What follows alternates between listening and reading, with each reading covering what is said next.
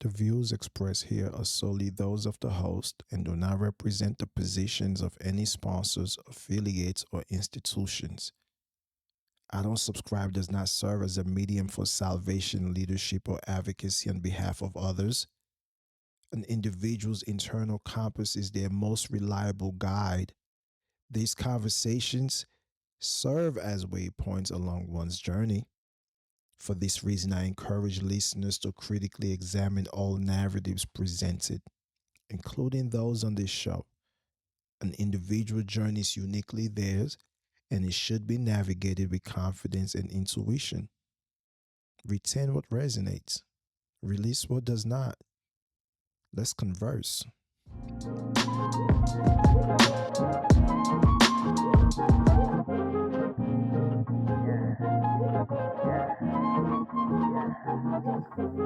The numbers aren't just soft, they are collapsing. Your board is demanding answers yesterday. Your top talent is being poached as we speak, and a black swan event just landed on your industry's doorstep. Panic is a luxury you just can't afford. In these moments, where do you find the clarity? Where do you find the decision-making power? Where do you find the sheer will to not just survive, but to dominate? What's good with you? How you feeling today? Welcome back to I Don't Subscribe. We yours truly, Ibrahim. Now, if you are joining us for the first time, you've picked a pivotal episode. Today we are not talking about coping mechanism. Today we are forging weapons. We are defining your resilience edge. The almost unfair advantage that turns market chaos into your strategic playground. Now, this isn't about bouncing back. It's about launching forward because of the pressure. You did. In our last two episodes, we deconstructed resilience, how adversity rewires the brain, not for damage, but for dynamic adaptation. We saw how those adaptations become strategic assets. Today, we will integrate it all. We will move from understanding to deployment. So I asked, how do you, the C-suite leader, systematically identify, sharpen, and unleash this resilience edge to drive measurable results when everyone else is running for cover? But before we go forward, I would like to say that this deep dive into actionable resilience is brought to you by House of Lone Wolf. Full transparency, I founded HOL because I saw leaders operating at fraction of their capacity.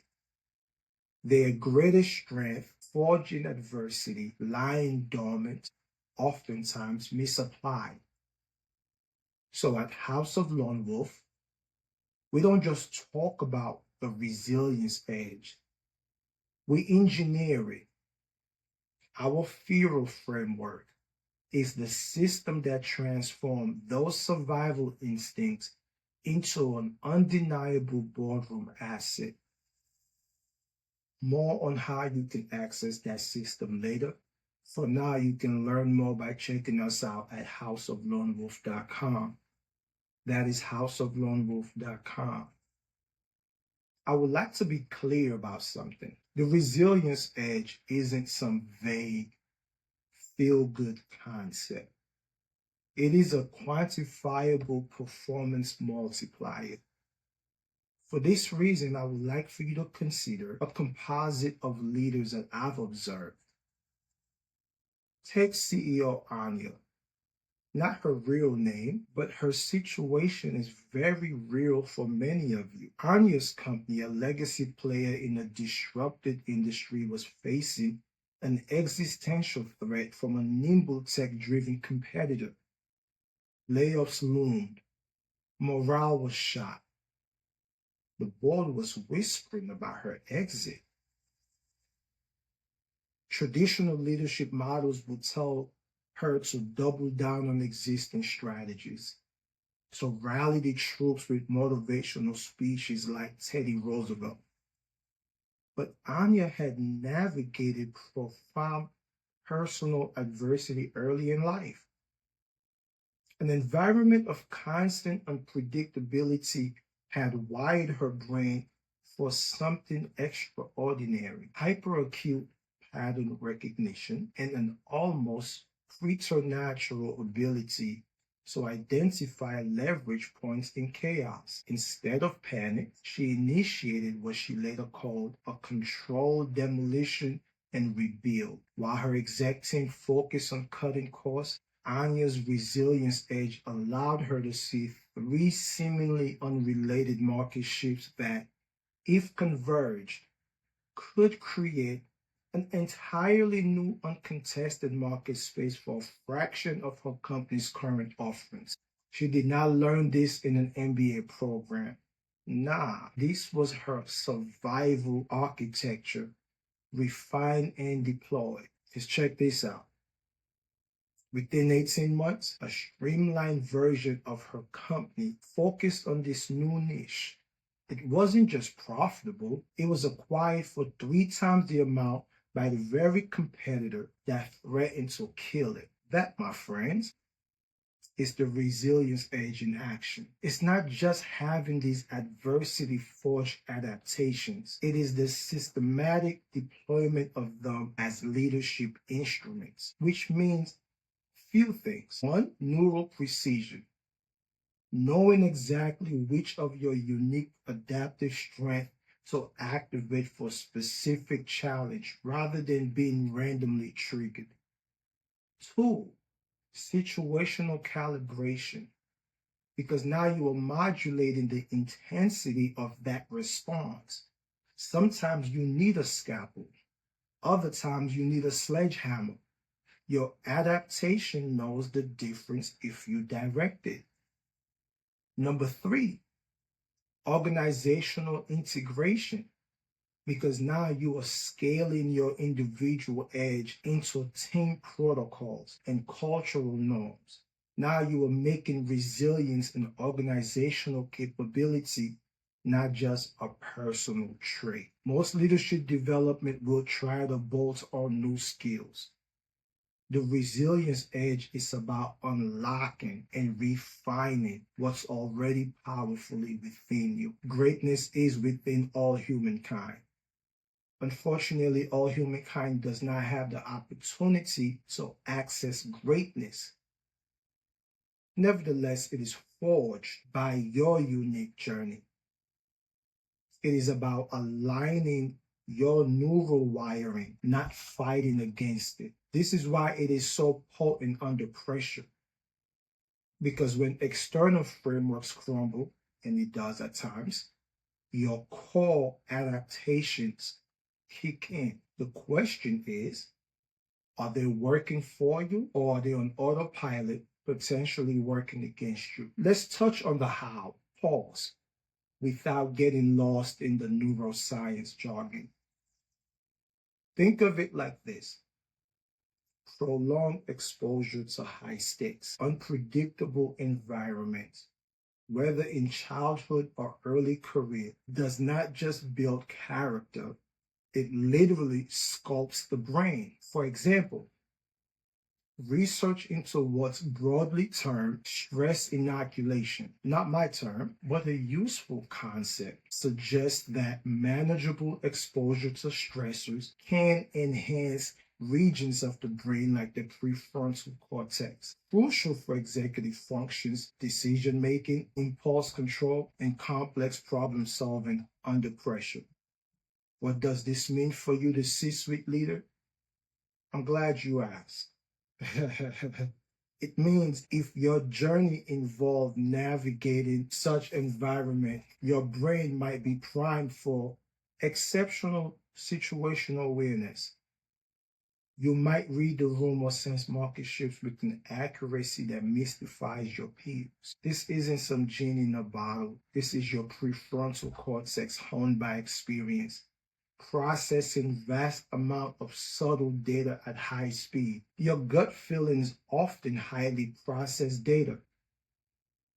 It also means that your optimized threat response will improve because some will freeze, others will overreact, but you have a system. Having been battle tested, it will allow you to maintain cognitive clarity. You can see pathways when others only see walls. This is when your amygdala and your prefrontal cortex working in a more calibrated partnership. The crucial insight here isn't just that these adaptations exist. It's that, as Dr. Richard Davidson's work on neuroplasticity at the University of Wisconsin-Madison has extensively shown, the brain is constantly adaptable. We can intentionally strengthen and redirect these pathways. Your past doesn't just create these adaptations, you can consciously refine them into leadership superpowers. This isn't about dwelling on the past. And I know we live in a postmodern day society where people are still talking about the past, which means they never passed anything.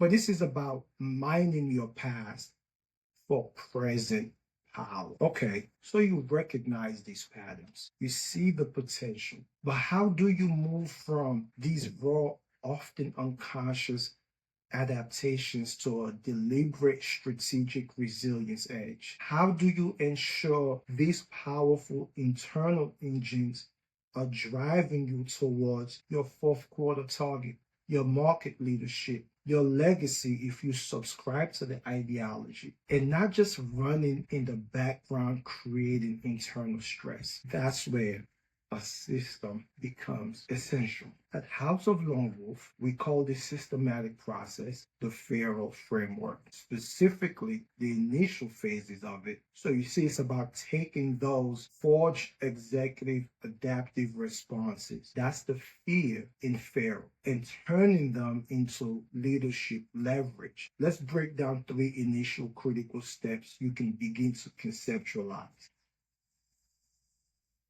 Step 1, neural cartography, mapping your unique edge. This isn't a personality test. This is a deep dive audit of your unique neural adaptations. What specific survival strategies did your brain develop? Hypervigilance, that can become strategic foresight.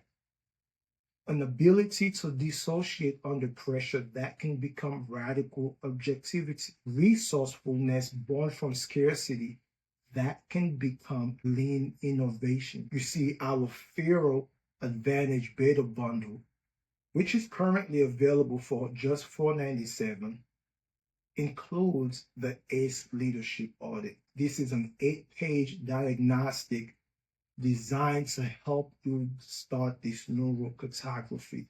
It guides you to identify these raw adaptations and understand their origins, not for therapy, and knows this on therapy because therapy is a great tool. I sat on that chase line for 2+ years, so I dig it. But this is for strategic insight. You can't leverage what you don't consciously recognize. Step 2 is precision redirection, because you must aim your superpowers. So once you map these adaptations, it must be aimed somewhere. The hypervigilance can be redirected. So now it's no longer an anxiety. This is your early warning system for market disruption. That need for control, channel it, because it's not a micromanagement thing. It's a meticulous execution on mission-critical projects. Also in the 57 bundle is the 38-page Pharaoh Framework Playbook. This initial framework is about learning the dimmer switch for these powerful traits. This is about learning how to turn them up or turn them down based on strategic need, not some circumstantial triggers. This step will transform unconscious reactions into conscious high-impact leadership actions. And the third step is strategic integration, because this isn't just about individual moments of brilliance. It's about integrating your resilience edge into your daily leadership approach. This is about integrating your resilience edge into your team dynamics, even your organizational strategy. How does your unique edge inform how you build teams, how you navigate crisis, how you spot opportunities others miss? While the bundle provides foundational tools, this is where our deeper engagements like the 25K Shadow Path Executive Transformation Program or the 15K Solstice Wolf workshops for teams as it create profound and lasting organizational shifts. But the journey begins with that initial mapping and understanding offered. Plus, the 30-day neural integration tracker, which helps you monitor progress as you implement the 497 Pharaoh Advantage beta bundle. Dig? I don't have to tell you this because you already know. The market isn't waiting for you to feel ready. Your competitors aren't slowing down. Your career aspirations demand action. The Pharaoh Advantage Beta Bundle is your most accessible first step to unlocking this power. $497, less than a decent dinner in most major cities. You get the ACE Leadership Audit. You get the playbook, and you get the 30-day neural integration tracker to help you monitor progress as you implement. This beta pricing is for limited time as we gather data and testimonials. Go to houseoflonewolf.com and take that first step to systematically forge your resilience edge. Don't let your most powerful asset remain untapped or misdirected. You dig? But before we wrap this series, I want you to do something. I want you to pause for a moment. I want you to think of the toughest professional challenge you faced in the last 12 months. Now, instead of focusing on the stress, I want you to ask yourself, what unexpected strength or capacities emerged in me during that fight? Did you become incredibly focused, surprisingly creative, or remarkably calm? That capacity isn't an accident. It is a clue to your latent resilience edge. For this reason, I invite you to share that insight, not the problem. With all due respect, the less I know about your problem, the better I am. But the emergent strength that comes from that adversity. DM me on LinkedIn, Ibrahim, and tell me, what did adversity reveal in you that could be your next competitive advantage? The most insightful reflections might just get a shout out, with your permission, of course, because we learn from each other's journey from pressure to power, right? Now, this will conclude our deep dive into the resilience edge. But the journey of transformation doesn't stop. Our next series launching soon is going to be on emotional alchemy, your leadership capital multiplied. We will explore how to convert raw emotional experiences, yours and your teams, into more of a tangible strategic asset, moving beyond mere emotional intelligence to true emotional capital. How do you quantify the ROI of emotional mastery in leadership? Yeah, we're gonna go there. You dig? Now, if this series has resonated, if the idea of systematically unlocking your most potent adversity forged strength excites you, then the work we do at House of Lone Wolf is for you. Start with the bundle. See the power for yourself. Also, like this page, download this podcast, share it with someone else who's going through their own journey. You dig? Special appreciation once again goes to House of Lone Wolf for sponsoring this exploration. Transform your survival instincts into your greatest leadership assets. Visit houseoflonewolf.com. You did? Remember, your resilience edge isn't about enduring the storm. It's about becoming the storm. It's about knowing that because of what you've navigated, you are not just built for this. You are uniquely engineered for this. I'm Ibrahim, and I don't subscribe because your deepest power often lies in the experience society tells you to overcome. You dig? I'm out.